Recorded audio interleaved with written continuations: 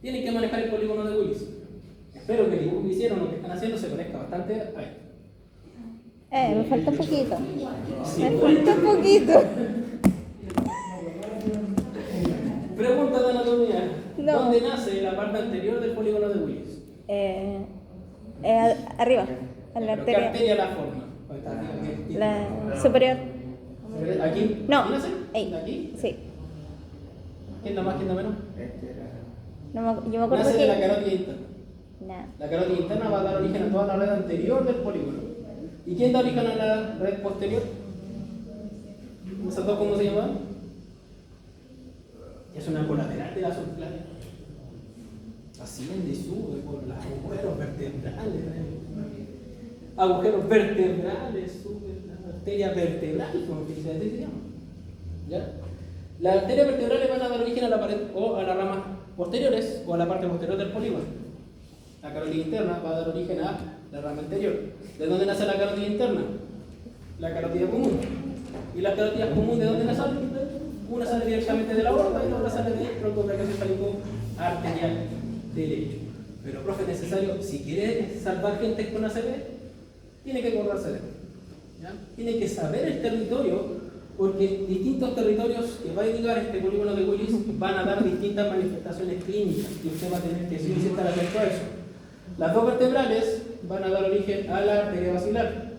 La arteria basilar que va a tener ramificaciones, etcétera. Vamos a tener acá la cerebrosa interinferior, la superior, acá falta una que es la espinal anterior, etcétera. Va a dar origen a las cerebrales posteriores. Esas cerebrales posteriores se van a unir a las que van a estar en la parte anterior por la comunicante posterior. La carótida interna va a dar origen a la cerebral anterior, cerebral media, que esto es importantísimo, y las cerebrales anteriores se van a comunicar por la comunicante anterior. O sea, es una estructura bastante organizada que va a originar una irrigación de la base del encéfalo. Si esa arteria, ya sea la anterior, la carótida, obviamente, si falla esta, tenemos un circuito que va a entrar en un cortocircuito, por así decirlo, y vamos a tener poca irrigación. Entonces, todo lo que usted vio acá, en un resumen, vamos a tener aquí un poquitito.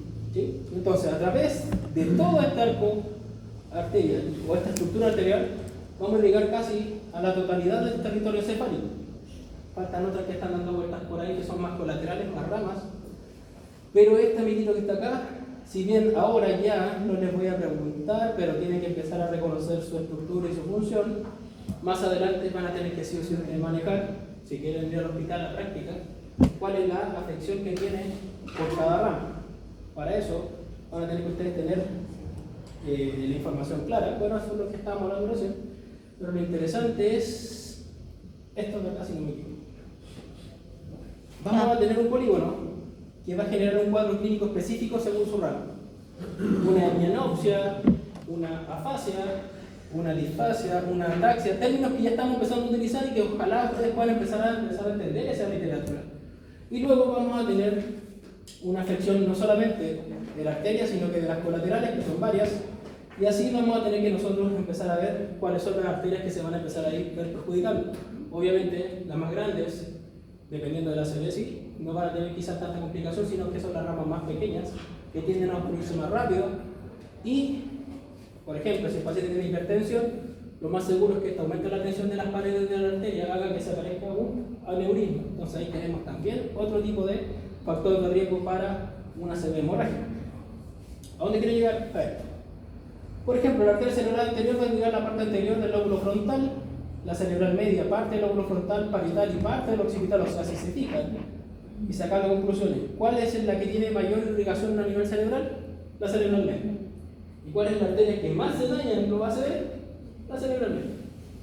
Entonces, dependiendo de la magnitud del lugar donde se haya hecho la interrupción del flujo sanguíneo, podemos tener lugares que las secuelas son un poco más, quizás motoras, no tanto, otras que van a ser mucho más complejas, y otras que quizás no van a tener mayor territorio, pero sí pueden afectar a estructuras que son importantes para la coordinación, movimiento, etc. ¿Sí? Y obviamente la parte intelectual. Pero este es un mapa como para educar a la gente. Mira, arteria cerebral, ¿ya? Arteria cerebral media, irriga mucho territorio. Pero ese mucho hay que saber qué parte o qué manifestaciones tiene. Por eso ustedes tienen este cuadro. Cada arteria que usted ve acá es parte del polígono de Willis, que está asociada a la carótida interna, en su parte más anterior. ¿Qué ocurre? Por ejemplo, si se altera la arteria oftálmica, que es una pequeña ramita que está hacia anterior, ceguera monocular transitoria. El paciente tiende a decir que tuvo un ojo se le nubló. Transitoria, ¿por qué? Porque puede ser que esa indicación cese un poquito y vuelva a ver, pero esa manifestación quedó clara. Ya. Ahora, ese que dice acá, ACM, todo esto son arterias cerebrales medias. Son todas las manifestaciones de la ACV en la arteria media. Esta de acá es la cerebral anterior. Y se fijan, dice, debilidad contralateral en extremidades, apulia e inercia del movimiento. ¿Qué es lo que es la apulia? Apulia. ¿No han escuchado nunca el término apulia? Como que no te pesco. ¿Ya? La parte emocional, la parte del comportamiento cesa. Por eso habla que la parte anterior también tiene que ver con tu personalidad.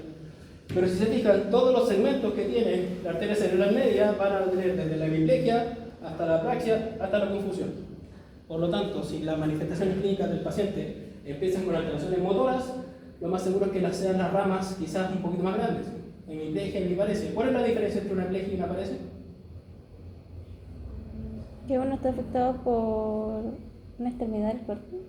Ambas afectan a, puede ser una, dos, cuatro extremidades. El tono es parte de, pero el término paresia y plegia tiene que ver con otro aspecto del músculo, con una de sus características. Fuerza. Con la fuerza. La plegia es ausencia de fuerza, la paresia es la disminución de la fuerza. Entonces, términos que usted ojalá también tenga que clarísimo cuando esté trabajando con pacientes, porque si usted entrega un informe y dice el paciente con hemiplegia, el kinesiólogo que venga a decir el paciente no mueve nada en el lado que está afectado. Y después usted lo va a evaluar y se paró. Es una hemiparesia, no una hemiplegia. Y así tenemos que nosotros tener claro ciertos conceptos. Esto no lo podría haber pasado antes de haber visto semiología porque iban a estar súper complicados con los términos. Ahora sí saben. Afasia, ¿qué es lo que era la afasia? Lenguaje y capacidad de poder comunicarse, pero puede ser en este caso receptiva, que tiene que ver con que el paciente no entiende lo que tú hablas, pero sí él puede hablar. Alteraciones en aspectos puntuales. Apraxia. La apraxia se acuerda que eran movimientos con intención. Acá se pierde. Y así también con muchas de la parte posterior. Esta es la parte posterior del polígono de Willis. ¿Sí? La que está acá adelante era la rama de la carótida, que son las anteriores.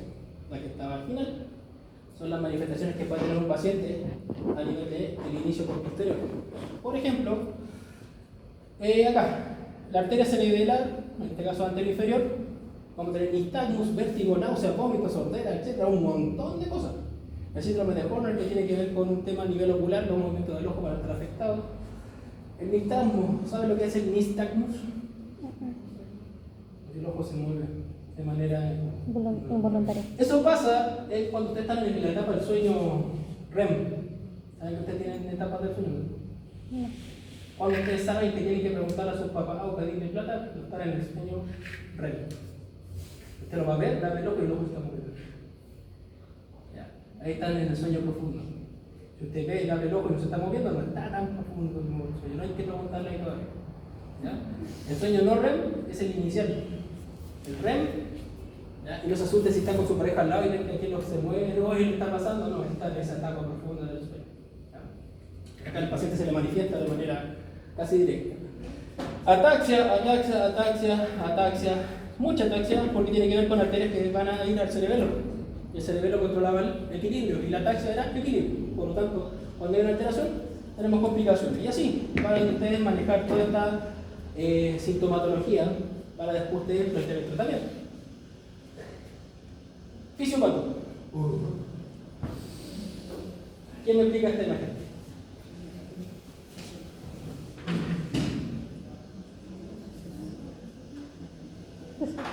Ese sobre todo.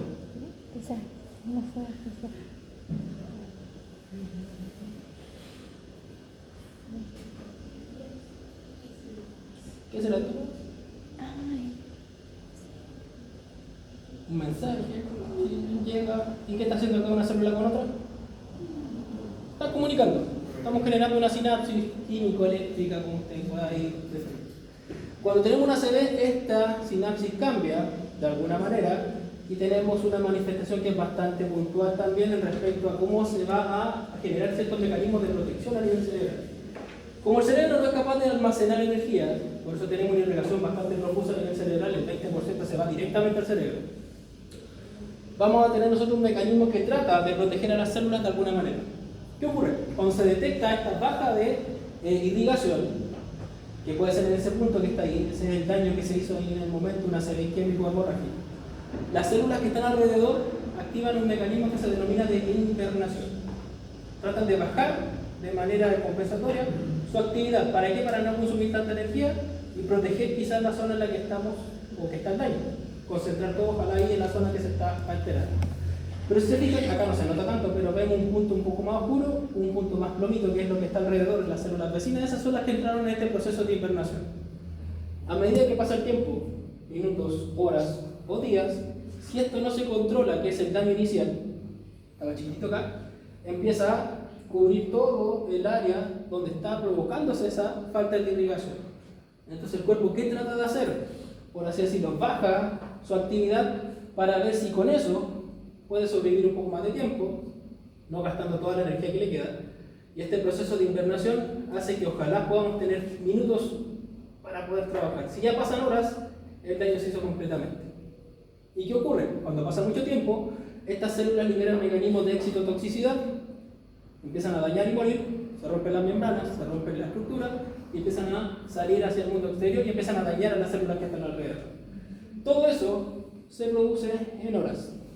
Por eso les decía, es súper importante que cada nación o cada país o cada región ojalá tuviera un protocolo para poder llegar rápido a la atención y controlar una ACV. Si usted se demoró 30 minutos, ya los mecanismos de excitotoxicidad ya empezaron a avanzar. Mientras menos tiempo usted se demore entre el ACV y ir a la urgencia y que lo estabilicen, porque es otro cuento, que te atiendan allá y que te estabilicen, pueden pasar horas. ¿Ya?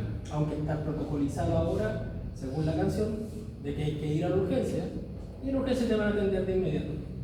Ojalá. Si es que está el neurólogo también disponible y si están los médicos disponibles. Lamentablemente hay muchos factores que pueden cambiar eso si no tenemos políticas claras de un evento que está pero clarísimo, que deja sí o sí, o que está presente en la población chilena. Entonces todo lo que dije está acá, por si acaso, para los que quieran tener ese resumen, es los suministros se interrumpen, entramos en estado de hibernación para provocar ojalá que no haya daño a nivel de las estructuras celulares vecinas, pero si esto pasa mucho tiempo y pasamos un umbral crítico de poder tener este elemento, o en este caso este metabolismo tan bajo, se activan estos mecanismos de excitotoxicidad producto del daño que se generó en las células y empezamos a tener ya alteraciones o muerte cerebral. Así lo puse 2 veces. ¿Ya? Y ahí se entiende cómo esto se hace sentido en que el paciente ojalá mientras más rápido se atienda, menos daño va a tener, y yo esta área que estaba quizás con un exceso de metabolismo como quina la puedo volver a retomar, la puedo volver a activar, si es que está. ¿Sí? Entonces, la diferencia, bueno, lo que vimos recién, perdón, esto es para el isquémico, cuando cesa la irrigación. ¿Ya? Hay un término que tienen que tener claro, que está la isquemia, el infarto, la necrosis. ¿Saben la diferencia entre cada uno? La isquemia es cuando va bajando la irrigación, y ustedes saben que la irrigación tiene tanto todos los elementos para favorecer el metabolismo, oxígeno, nutrientes, etc. Y va bajando, por un tema más que nada de irrigación, la isquemia. El infarto es cuando empieza a fallecer o morir tejido, o afectarse el tejido, que no tiene irrigación. Y luego ya tenemos la necrosis cuando ya la célula muere. Infarto les pueden dar en cualquier parte. Infarto cerebral, infarto agudo del miocardio, que más se conoce, pero te puede dar un infarto al quinto dedo, o un infarto a cualquier órgano que tenga irrigación, por término de infarto. Ya no lo asociamos directamente al infarto al corazón porque tiene que ver más que nada con el término en sí. Y bueno, la fisiopatología del ACV hemorrágico les comentaba. Si tengo una red vascular que tiene arterias de mayor y menor calibre, ¿ya? Voy a tener quizás arterias más chiquititas que van a estar susceptibles a cualquier cambio en la presión. Si mi presión arterial está alta, que es uno de los factores de riesgo, voy a hacer que las paredes se dilaten, y si esas paredes se dilaten, pierden propiedades. Ustedes saben que las arterias son totalmente distintas a las venas estructuralmente hablando. ¿Cuál es la gran diferencia entre una arteria y una vena, aparte del color? porque nunca fueron rojas y azules. Ya, el tipo de sangre que llevan también, pero anatómicamente hablando, ¿qué capa tienen las arterias que las células, en este caso, perdón, que las venas tienen, pero muy delgaditas?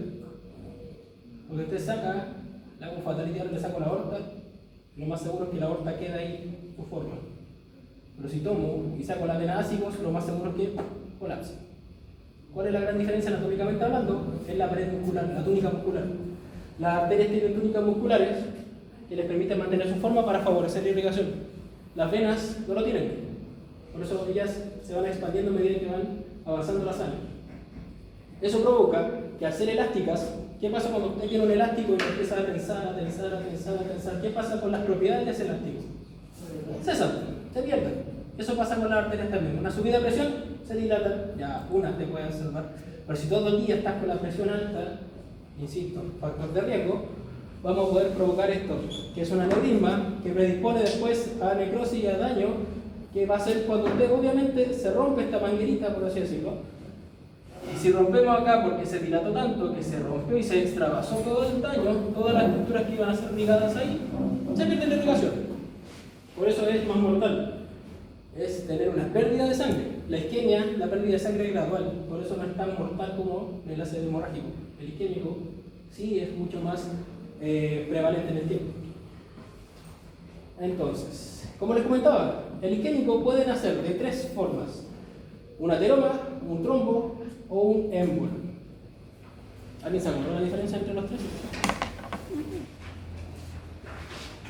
La ateroesclerosis. ¿Han escuchado? ¿No? ¿No? Ateroma. ¿Qué pasa cuando usted tiene el colesterol alto? Sobre 100. No debería ser, pero el colesterol hacia doble. ¿Qué es lo que es ese colesterol en sí, en esencia? ¿Qué es lo que es? ¿Tejido de qué tipo? Líquido, graso. Graso. Tejido graso. ¿Dónde se acumula ese tejido graso en la arteria? En las paredes. Y a medida que esa placa empieza a engrosarse y acumularse, forma un ateroma. ¿Sí? Y este ateroma, con el tiempo, empieza a obstruir el flujo sanguíneo, y ahí hablamos de una aterosclerosis. Esclerosis porque la esclera, entre comillas, el espacio que hay, se disminuye. Por lo tanto, esto de acá sería una placa aterotrombótica. Trombo, esto es cuando esta placa se desprende. ¿Sí? Ateroma, la capa va obstruyendo, se va tapando el lumen de la arteria. Tengo una imagen que se ve mejor también. Pero en un tiempo las paredes también empiezan a debilitarse, cualquier daño, las plaquetas, sobre todo cuando pasan, rozan, se rompen, etc. Y pueden provocar un trombo. Ese trombo es cuando esta placa de ateroma sale. ¿Sí? Y puede obstruir una arteria chiquitita que está alrededor. Pero cuando esta se va a un lugar más lejano, se transforma en un émbolo, que puede obstruir una arteria también de menor calibre, pero una que esté más lejos, o sea, es esto. Flujo normal blood flow, el flow de la sangre. Aquí estamos viendo que el flujo sanguíneo está sin ningún problema. Empezamos a tener obstrucción en las arterias, empezamos a tener acá una placa de ateroma, y si esta ateroma empieza a desprenderse o a formar pequeños, por así decirlo, como coágulos, podemos tener una trombosis. Por eso es la famosa trombosis venosa profunda que pasa en las piernas, que es cuando las personas acumulan estas placas, empiezan a mover las piernas, se desprende y puede llegar al corazón y generar un infarto. Por eso cuando ustedes se han operado alguna vez, ¿no? ¿Nunca han ido a ver a alguien al hospital? ¿Qué le colocan en las piernas? Mallas, con protección, ¿no es cierto? Esas mallas son para comprimir y favorecer el retorno venoso. Es como van a estar tanto tiempo sin moverse, perdemos el corazón periférico, que son los músculos, y eso genera que las venas y todo el circuito funcione. ¿Qué pasa cuando usted está mucho rato en el bus o en el avión? ¿Qué pasa con sus piernas? ¿Y no las movió en todo el viaje? Todo ahí. Así nomás piernas, y después se baja como usted bajando siempre. Es porque la musculatura no favoreció el retorno venoso. Y usted está predisponiendo a que se forme un trombo o una placa ateroma, así que eso lo acompaña con una dislipidemia. Si esto se desprende y migra, forma un émbolo que va a obstruir una arteria de menor calibre. Específicamente ahí empezamos a tener infartos en lugares más pequeños, Y después cuando ese émbolo ya llega a un lugar que es una arteria ya quizá un poco más compleja, tenemos ya que operar sí o sí. ¿Cómo hacen los cirujanos para poder resolver esto? Ingresan algún catéter o alguna especie de instrumento, que no sé en este momento el nombre técnico que debe tener, pero más que nada lo que hacen es limpiar estas placas. Pero anda a pagar eso. No está cubierto por el yeso. Entonces eso es lo caro de poder hacer esto. Pues lo mismo. Jóvenes aún, hagan un chequeo del colesterol para ver si el HDL y el LDL están ahí en qué niveles. Porque hay personas y aunque no lo crean, no manifiestan que tienen mucho tejido graso, mucho colesterol por una composición corporal. ¿Ya? Son delgados, pero dentro de su circuito tienen muchas placas de ateroma. Ya. Entonces, esto más que nada para lo que vimos recién, la diferencia de la etiología con el caso del isquémico. El hemorrágico es muy agudo, fulminante y es demasiado complicado quizás poder resolver o controlar. He contado con los dedos de la mano las personas que han tenido un accidente hemorrágico que hemos podido atender, porque la mayoría son isquémicos y los hemorrágicos lamentablemente no sobreviven a ese daño. Tenemos el subaracnoideo, el intraparenquimatoso, que este es la hemorragia cerebral como tal. Este es el que ocurre debajo del aracnoides, que está dentro de la capa vascular de las meninges, y si tiene mala suerte se puede manifestar uno mixto, que afecte las dos partes. ¿Sí? Y así se ve un accidente hemorrágico. Este de acá es hemorrágico. Cuando ustedes vean que debajo del aracnoide, que va a estar más cerca de la calota acá, ¿sí? Es más radiolúcido, vamos a observar, pero más radiopaco, vamos a observar que acá se forma una especie de esta misma manchita, pero aquí en el borde. Y eso no es que la arteria esté dañada por dentro del tejido cerebral, sino que es por fuera y que está comprimiendo el tejido cerebral. Y esa compresión hace que haya una muerte cerebral. Por eso esta, si aparece, usted lo ve, oh, el paciente aquí tiene otro y tiene otro. No tiene mucha sobrevida. Porque ¿qué hay que hacer? Es sacar toda la sangre, y para sacar la sangre, ¿qué tiene que hacer? Cirugía, destapar, cauterizar la arteria que esté dañada, es muy complejo. Si no hay neurólogo, imagínense si hay un neurocirujano a disposición, complicado. ¿Cómo va a ser el diagnóstico? Obviamente vamos a nosotros tener un paciente que va a ser diagnosticado a nivel de la parte médica, pero nosotros tenemos esta escala, que es la IHSS, que tiene que ver con el Stroke Scale. Por si acaso, stroke es el término en inglés que ustedes van a buscar mucho más información de la ACV. Si ustedes escriben en Google ACV, van a salir, no sé, 10.000 resultados. Si colocan ictus o stroke, le van a salir 100.000 resultados. ¿Ya? Eso es una estrategia que uno utiliza para poder buscar información actualizada, pero el stroke es la sigla de la ACV. Vamos a tener también que la clínica se iguale a lo que manifiesta el síntoma, o en este caso la imagen, que el territorio arterial que está dañado sea explicado por la manifestación clínica y que no haya ausencia de otros fenómenos que explique el cuadro. Por ejemplo, las afasias o la ataxia, que no tengan un daño cerebroso o que no se haya sido inducido por alguna droga por ahí o algún elemento que le pueda haber alterado de manera transitoria la coordinación del movimiento, etc. ¿Sí? Pero la idea es que esto de acá, que es la progresión rápida de minutos a horas y permanente en el tiempo, es lo que ustedes tengan claro. Lamentablemente, donde se provoca el mayor daño es el tránsito hacia el lugar de la estabilización. ¿Sí? Como profesionales de la salud y usted está justo ahí, es difícil poder hacer un manejo de una ACV, pero lo que puede hacer es tranquilizar el ambiente, porque si usted se vuelve loco también junto con el familiar no va a servir esto. ¿Ya? Usted tiene que tener la tranquilidad de poder explicar al paciente qué es lo que está pasando, y si tiene estas manifestaciones clínicas de la cara, el hablar raro y el brazo caída del brazo, esas tres indicaciones que nos da el Ministerio de Salud, tratar de orientar a que tienen que ir. ¿Ya? Pero yo agregaría dolores de cabeza recurrentes. Algunos ya tienen dolores de cabeza recurrentes y ya está pensando que tengo microinfarto cada vez que le duele la cabeza, me va a empezar a morir y caer todo el cerebro. ¿Ya? Obviamente la pérdida de conciencia y la pérdida de fuerza también se va asociando a una alteración a nivel cerebral. Por lo tanto, si su usuario tiene pérdida de conciencia, náuseas, vómitos, cefalea y convulsiones, obviamente tengo que tratar de llevarlo de inmediato a un lugar, porque aunque no lo crean, si usted hace una terapia demasiado exigente a un paciente hemorrágico o isquémico, podría usted provocar un segundo ACV. Por eso la especialización es importante, chicos. Ahora ustedes saben cuáles son, pero ahora ¿qué les falta empezar a aprender? Cómo tratar a este paciente.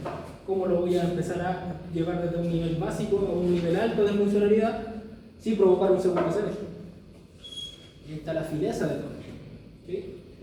Esta escala es la NIHSS, que tiene que ver cómo yo voy a tener un instrumento de evaluación para tener una visión de cómo llegó el paciente. ¿Ya? Muchas veces uno dice, el ojo, yo te creo que te... No. El ojímetro acá, estimados colegas, sáquenlo de su arsenal. Siempre que reciban a un paciente con un diagnóstico, el kinesiólogo siempre tiene herramientas para evaluar y dejar un criterio objetivo para medir. Esta escala les permite a ustedes saber cómo está la disartria, si hay algún movimiento que está alterado, si tiene alguna afección que le importa al mundo kinésico, nivel de sensibilidad, etc.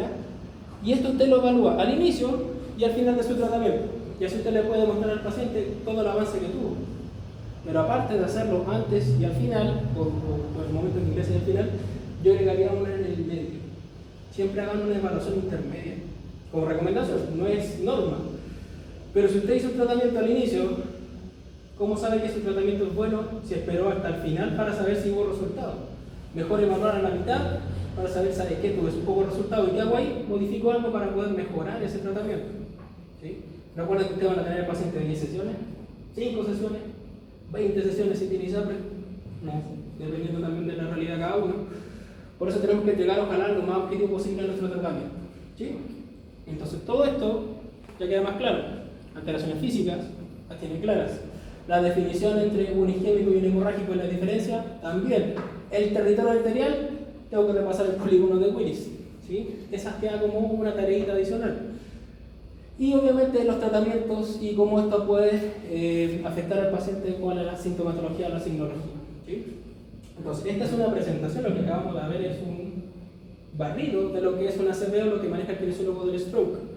En neurokinesiología adulto, mi deber es formarlos para que ustedes puedan tratar a un paciente con ACV. Las etapas que existen, porque hay distintas etapas de la ACV y manifestaciones físicas también distintas por etapa. ¿Sí? Entonces, estimados, hasta acá sería esta introducción a las enfermedades cerebrovasculares. No se olviden que la prueba es a fin de mes, fecha, era el 24. 22. ¿La semana del 22? Sí. Vamos a ver los contenidos que vamos a ver hasta el síndrome neuropático y biopático. Hacemos la prueba formativa la semana del 14 y ahí tenemos las dos clases como para hacer algo para poder ayudarlos o empezar a quizá orientarlos para esto, en el caso clínico individual. Que me han preguntado cómo va a ser, podemos hacer alguno que sea formativo, ¿ya? Para que también lo puedan vivir. Y aquí sería la evaluación, solamente tendría que venir el día de la prueba para no hacerlo salir de mal.